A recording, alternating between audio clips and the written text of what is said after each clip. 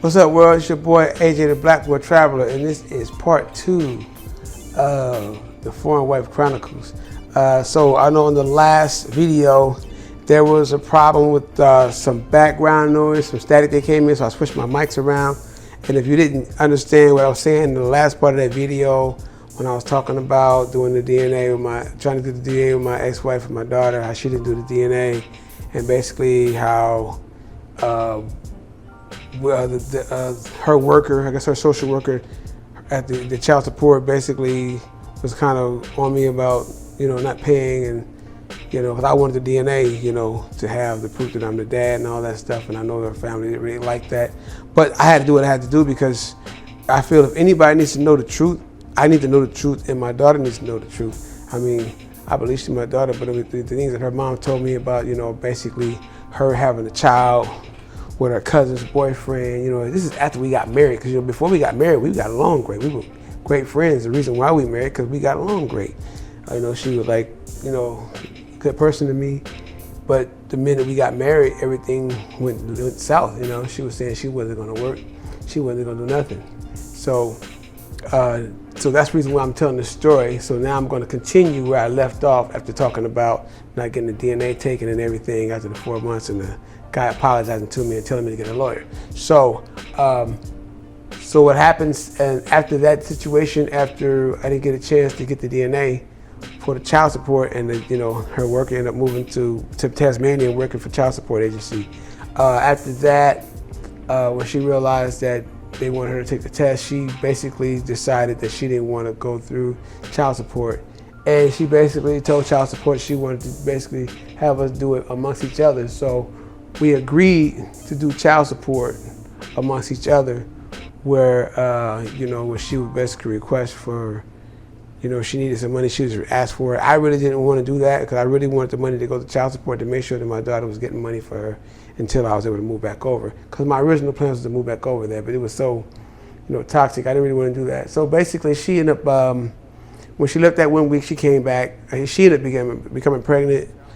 We were already out of a relationship, so I didn't really worry about that because I was already done as far as that. So the guy she's with now, they have 4 kids together now, but he was 19 and she was 29. So she met him when he was 19, she was 29. She ended up meeting the guy, having a child with him. They're still together to this day. I always respected it because I don't get involved because, I didn't want to have nothing to do with her because basically I was out the relationship. So what goes on after that, we decided to do everything amongst each other. I still wanted to get the DNA because I needed it for the divorce, and I needed to just have that just so I could have parental rights. And then my daughter would know who she is, so she can have that, knowing that her biological dad is who I am. Because I ain't gonna lie, I was a little skeptical, so because of, all the things in the past.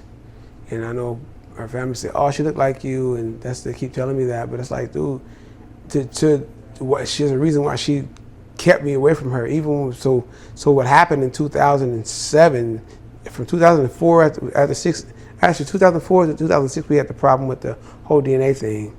Then 2006, after we agreed to do things amongst each other, I said, hey, I want to come see Jamaica. She finally told me I could come. Because I didn't want to come there, she said no, and she always said no. This time she said yes. So she told me, you can come see her. I bought my ticket right away within that week, and I had my ticket paid for. And so I finally got over there. It was July the 3rd, 2007 when I got there. And when I arrived, I told her, hey, I just landed. She said, okay, when you get there, when you get to Townsville, just contact me. When you get to Townsville, contact me, and I'll let the family know, and I'll bring her by there at 4 o'clock, So I got to Townsville. Her mom picked me up from the airport, took me to my hotel, and then I had my little gifts for her and everything. Our first time meeting, I was nervous, super nervous, because I never had a child. First time being, finally have a chance to be a dad. I was so excited to finally be able to, experience what it is to be a father, because I was so excited to meet her and talk to her and bond with her. So I get there on that Monday. So that Monday afternoon, I got there, I walked to the house. I was pretty close by her grandmother's house. Got there at 4 o'clock, had her gifts there. I'm waiting. And her family started showing. She got a huge family, so all the cousins and the aunties are showing up and everything. And it's 5 o'clock, nothing. Just family members showing up. 6 o'clock, still nothing. By 7 o'clock, she got like probably 20 family members there. We're all in the living room. No sign of her. She hasn't brought my child over there. Her family's went in there calling her. She's not answering the phone. They wouldn't. Her and her boyfriend turned their phones off. So I'm sitting at the grandmother's house. I don't know none of these people. I don't know nobody, but I think Millie was the only one I knew. Her Aunt Millie. Everybody else I never met before. And her mom I met that day, because that was my first time meeting her mom. And so I'm sitting in the house and I'm like, this is the reason why I wanted DNA, because I was like, this is the reason I got to have this. Because then they were like, what do you got a DNA? And they all tripped out. Well, they didn't understand if I had a DNA and I had rights, she couldn't pull this on me. She couldn't have me come all the way over here and then they don't show up with her because it'd be a court order. And so that's the reason why I needed to have that. So I ended up leaving that night, man. I went to the room and her mother gave me a realtor to go to get an apartment. I had an apartment. So the next 3 days, man, I just barely hung out with myself, man. I just hung out when got something to eat and I was hanging out, going out, working out, and walking, taking jogs or whatever. Cause I was there, man. I had to do what I had to do. So by the third day, I hit her up. She wasn't responding to me. I said, hey, look, I'm just gonna, I rebooked my ticket. So if you don't want to bring it, don't worry about it. I'm out of here. And then my ex-wife tells me, no. Well, her name was Keon. I just started saying Keon instead of ex-wife. So then you guys know what I'm talking about. So Keon tells me, oh, no, don't worry about it. I'll bring her tomorrow. I just don't want anybody in my business. I said, dude, I came 10,000 miles to come meet my child for the first time. And it's been 3 days. I'm still here. It'll be the 4th day tomorrow. I said, I don't care what you do from here out. I already called and rebooked my ticket. I'm leaving on Wednesday. So whatever you decide to do, you do it. But I already rebooked my ticket. I'm heading back on Wednesday. So the next day, that evening, I got a phone call to say, hey, your daughter's here. So I jump in the cab. I go meet her. I give her, I meet her, walk in the door. She looks up. She's like, oh, Daddy, I love you. She give me a hug, and we hug each other. We hugging, and I'm holding her, and I'm just feeling empty, man. I'm just like, man, nothing was there. She was kind of like feeling me. I was kind of feeling her. It's kind of sad because, we never had a chance to bond. And, she told me when I got there, they said, well, you can't take her nowhere. You can't go nowhere. You got to stay here with her the whole time. I just felt like, damn, I came this far and I can't even spend time with my child. I got to basically be in front of the family members. I couldn't go nowhere with her. I said, okay, no problem.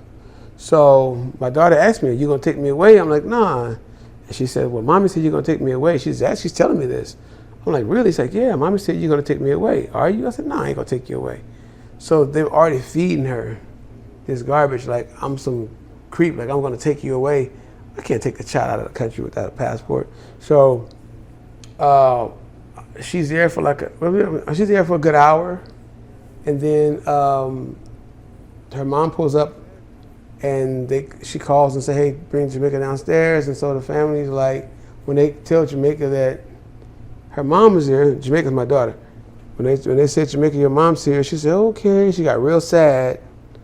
And she got her book bag and she put her backpack on and she walked down the stairs and she got in the car. She buckled herself in and I was confused, man. I was just sitting there like, what's going on? Everybody in the family said, you see that? We were all shocked because she literally, got in the car. And man, everybody was just sitting there like, damn, she got so sad. And then they told me, I said, dude, we haven't seen her. She doesn't bring her around. So I'm tripping like, damn, you got this huge family. They said she do everything with her boyfriend's family. We never see her. So I was really shocked that her family, as big as her family is, they don't see Jamaica because Jamaica's like, that's the third grandchild from the grandmother. That's the third kid that Kiona had. So yeah, Jamaica got in there. So the grandmother tells the boyfriend, hey man, come and introduce yourself. This is Jamaica's dad. So he gets out the car, and I'm like, hey, my name is Dobie, my name is AJ, shake hands, whatever. And then after that, he gets back in the car. We talk a little bit, he gets back in the car, And then they leave. So I go back to my apartment. I'm just sitting there like confused, like, man, what the heck's going on? It was just so awkward how she got sad, and I just felt awkward, So the next day, they called me and said, hey, we're gonna bring Jamaica by to stay with you. So when they brought her by, they like, Jamaica, you gonna stay with your dad? She's like, no, I don't want to stay. I said, no, it's okay. She ain't gotta stay. She don't know me like that, so she don't want to stay with me. She's 5 years old. She's smart. I said, nah, she don't want to stay. She don't have to. So she said, well, we can go to my grandmother's house. How about that? So, okay, so we get in the car, go to her grandmother's house. I'm there for like I spent 2 hours with her that day. She came that day, and then we went to her grandmother's house for like 2 hours. And then after that, 2 hours later, they dropped me off at the house. And then that night, I went to one of the aunt's birthday parties. And everybody's like, you Jamaica's dad? I was like, yeah. Like, where's Jamaica? Like, Jamaica's at her. They said, oh, she's at home with her mom. And the family's like tripping, like, damn, she didn't let you come with her? I'm like, no, she didn't. So her family was like, damn, that's jacked up. You came this far to see your kid, and she didn't even let you bring her? That's not good. I said, well, ain't nothing I can do, I'm getting the privilege of just seeing her. And so that night I hung out with the family. I met a lot of the family members and stuff. And so the next day, so that night I went out with the aunts and her mom. We went out to the club a little bit, hung out. And then I ran into my homegirl Simone inside of the club. It was crazy. Ran into my homegirl Simone while I was in the club out there. And I haven't seen her in like over 6 years? Over 6 years. And then saw her, talked to her for a little bit, and then went back to my room. And then the next day, that Sunday, I called them to see if I could see her again. They didn't answer Monday. No, they didn't answer Sunday, Monday, and Tuesday. They never answered their phones. So I was leaving on Wednesday. So Wednesday they called me. They're like, "Oh yeah, you need to ride to the airport." I'm like, yeah. So I'm taking what I can get at this moment. I'm realizing I'm not in control. So there's 3 whole days, again, from Monday to Thursday. I didn't see her. That Friday and Saturday I saw her. Then Sunday, Monday, Tuesday I didn't see her at all. They didn't call me or nothing. And then Wednesday, they ended up picking me up. Checked out of my apartment. So we go to her class. My daughter had a little class and dance class, and she was kind of acting up, and I kind of was like, she was acting bad. I mean, wasn't listening to the teachers or nothing. And so I went and took her. I said, hey, you gotta act right. She's like, leave me alone. She like keeps acting up in the class. So I pick her up, take her outside. She's crying and stuff. And so her mother like, why you take her out of the class? I'm like, she's acting up. Like, dude, she can't act like that. And she said something like, she said, oh, you don't need to chastise her. I'm like, dude, she's not acting right. So she takes her off.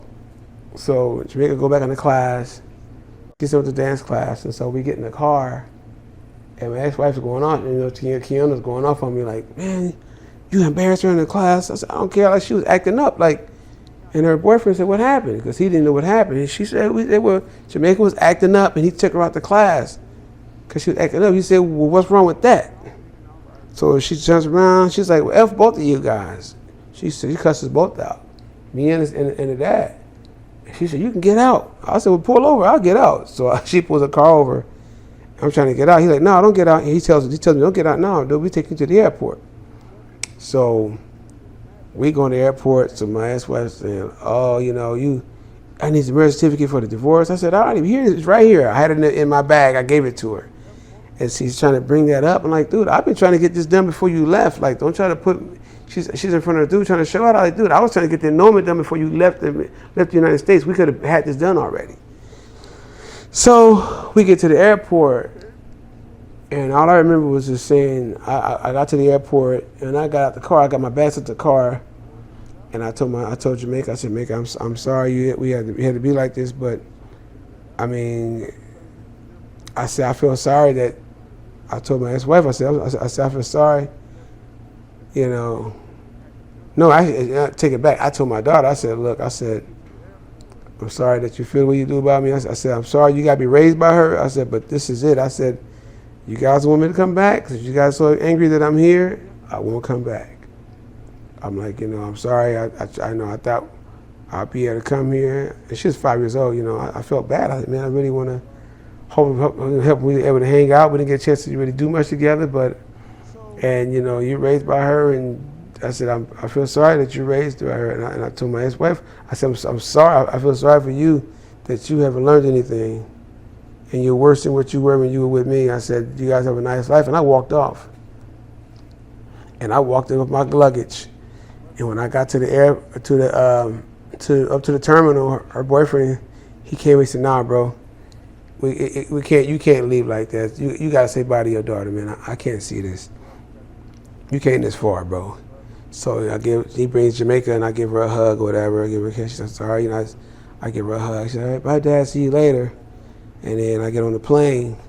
I was really messed up because I thought it was going to be really emotional for me. I thought I was going to spend these 9.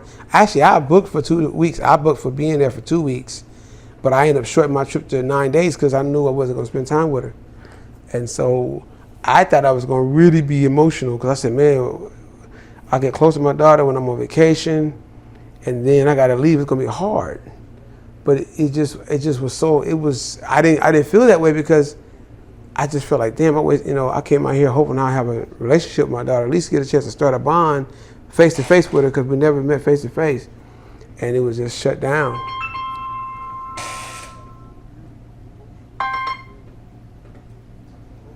And it was just shut down, man, so I had to just do what I had to do. So what I ended up doing, man, was I was like, you know, I got on a plane and flew back, man, and that was it. I flew back to the United States, and I was like, oh, well, whatever. I tried to call them when I got back. I mean, they cut their phones off. The emails, I was blocked, so I couldn't contact nobody. So I would have to call the grandmother's house. I called every week, sometimes 2 or 3 times a week for like a whole year, just seeing how she was doing, how my daughter doing. And the grandmother would tell me and update me. And it went for going for a good 2 years. And then one day I called. And actually one day the stepdad, who's her stepdad now, who was my ex-wife's boyfriend at the time, they were still dating, and his dad passed. He lost his dad, so he contacted me. He said, "Hey man, I know we ain't been the best, but I lost my dad. I know what it feels like not having a dad, man. You know, I apologize, but bro, if you want to access to your daughter or whatever, I know you and Kim don't get along, but bro, anytime you want to call her or whatever, it's okay." I said, man, no problem. I said, thank you, man. You know, I said, it's been hard, bro, not being able to talk to her because it's been, over 2 years. You know, I'm not a confrontational person, man, so I'm taking what I can get again, like I say, so then me and my daughter get back in contact. But I never was given the opportunity to be her supporter. I always told them, let me take care of her, anything she has, like games, let me buy her clothes for her. I could have her wardrobe every year for school, any school supply she needs. Anytime she needs money, I'll do it. They just didn't want me to get that position. They never gave me that kind of authority to be able to do for her. So I was never given the chance to be a provider like I wanted to be. And between cutting her phone off and cutting their phones off or changing their numbers, keep me out of the loop. I had to always call through either her mother or her grandmother's house. It just got really awkward. So fast forward, that happened for a little bit. Then one day she wanted a laptop. She was 8 years old. I bought her a laptop, and the laptop broke. And I guess the kids are rough with their laptop. So she's like, I called our daughter to check on her. She's like, my laptop broke. And I was like, okay, I'll get you another one. And she was like, can I go now? And she had a really bad, rude attitude with me, so she got off the phone. And her boyfriend, my ex-wife boyfriend said, don't talk to your dad that way. Don't do that, So she said, I don't want to talk to him. So it was always like that. It was always her being rude with me. So I don't know what was being given to her, what was being fed to her. But for the whole time, we had that going. And then passed on, we lost contact again for a while. Because once again, I got her phone, I cut her phone off. Or I had to call them, hit them on Facebook, they wouldn't respond. So I went through this all the way to 2012. 2012, one day I just happened to call the grandmother's house. I always call to check on her. And one day I called the grandmother's house, and Kiona and Jamaica happened to be at her grandmother's house. So she's like, Jamaica, it's your dad. So I talked to my daughter on the phone. We chop it up, had a good conversation. And then we started, communicating. She was like, so one day, so then I bought her another phone. And she's like, okay, Dad, I'll stay in contact with you this time. So we started talking. We started getting conversations. And then 2013, she wanted to get a 2012 Christmas, 2013 Christmas, she was like, she wanted a laptop. I bought her a brand new laptop. I bought her some Jordans. And I told her, anytime you need something, just let me know and I'll get it for you. I've been saying this for years. You need any clothes, any shoes, just let me know what size you wear and I'll get it for you. She said, okay. So I bought her a laptop for Christmas. She said, all I want is a laptop. I bought her a brand new laptop. She was all excited. She was doing, videos, singing on there and stuff. It was a nice laptop. And then one day I said, well, you don't bring it, after a good week or two of having a laptop, she stopped doing her videos. She stopped, posting stuff online. I said, what happened? Why you don't do any more videos? She said, well, Mom said I was acting stupid or whatever. I said, nah, don't let nobody tell you that. You were not acting stupid. She got real quiet. I was like, don't let nobody tell you that. And then after that, we talked again. We had a long conversation, like probably 2 or 3 hour conversation. We talked on the phone forever, for like probably a good 2 or 3 hours. And she's like, Dad, call me tomorrow. I'll answer the phone. I'll call you. Or call me whenever you want. I'll answer. I called her every day. Just kept calling. She never answered. Never could get through. I would call to Facebook. I would call on the phone. For some reason, they would always cut the communication off with us. So we never had a chance to bond. And I could see from a child's point of view, she probably wondering why I'm not calling. I called all the time. And I just got frustrated. Like, damn, I was like, man, why every time I try to get some kind of communication with her, they cut it off. So then in 2015, I said, man, I'm coming to visit you again because we were conversating or whatever. And I said, well, I'm coming to see you in July. In 2015, she's like, cool. So she tells her mom, and her stepdad, yeah, Dad's coming to see me in 2015. Cool. They tell me, yeah, bro, we want you to be in her life. Please come. I said, no problem. So I call, I booked my ticket and everything. So I get there, same date, 8 years later, 2015, July the 3rd, I land there. I get to Townsville. The mom picks me up, takes me to my apartment. So the stepdad brings her over. My daughter comes over there with her stepdad and one of the other kids, and we're there talking. Probably get 10 minutes. And we're going to do tomorrow. You want to have lunch? Like, yeah, we can go to have lunch. So we end up going to have Thai. We said we're going to have Thai food, no problem. So the next day, I hit them up, to get ready to have Thai food. No one answers. So here we go again. So I call again the next day. No answer. I'm like, all right, whatever. There's nothing I can do. I've tried again. I'm here in Australia.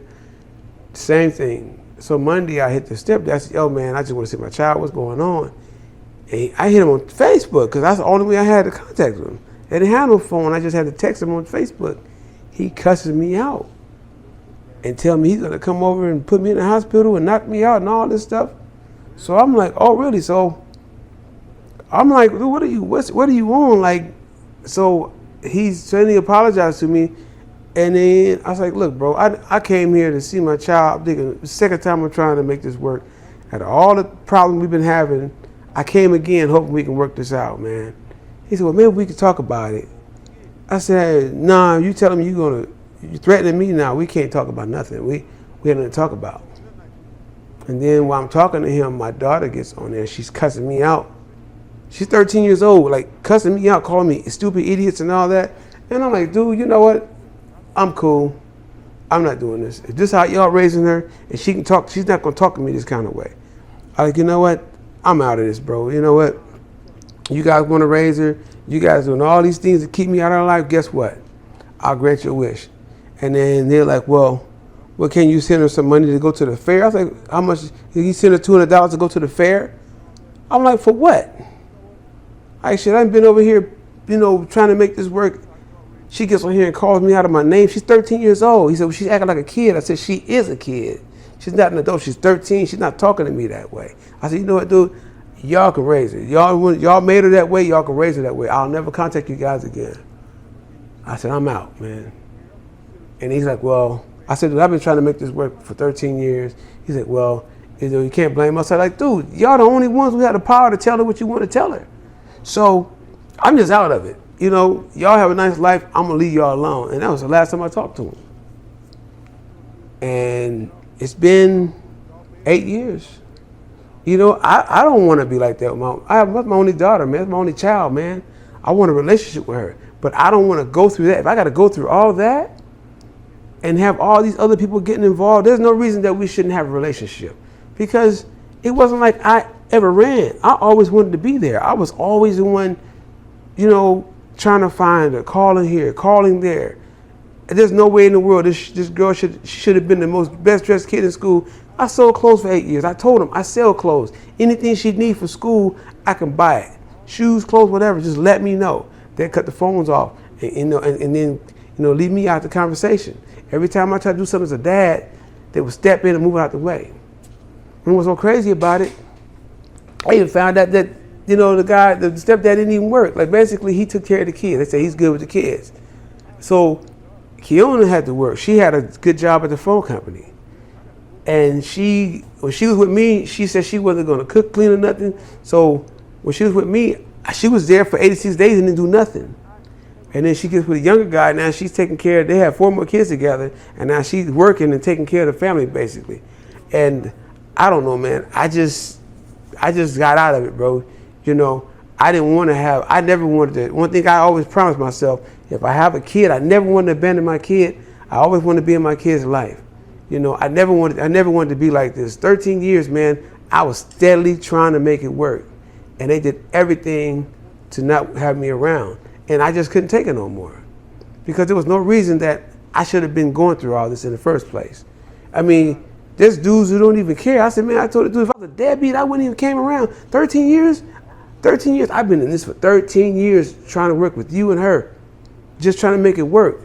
I said, Kiona's sending you. I didn't even want to go through this man because he wanted me to go through him to see my kid. And I was like, dude, this ain't right. You wouldn't go through me to see your 4 kids, so why should I have to go through you? But then it happened where that's the only way I was able to talk to her. So I did whatever it was. I went against what I believed in. I don't feel I have to go through another man. I should be able to go through the woman that I had the child with, or go to the child direct. But she was a minor at the time. So now she's 21. Man, we never had a relationship.